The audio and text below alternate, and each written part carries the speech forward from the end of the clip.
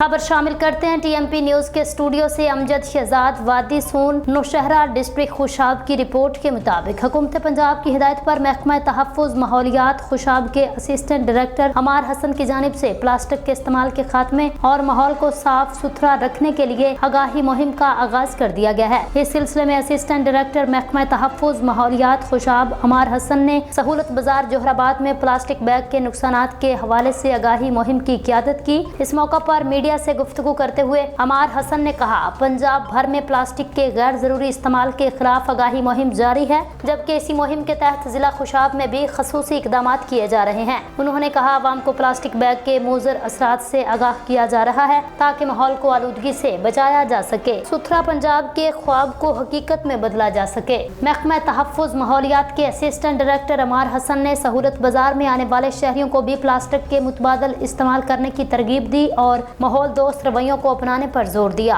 Fill वक्त इतना ही। मजीद news और अपडेट हासिल करने के लिए आप देखते रहें टीएमपी न्यूज़।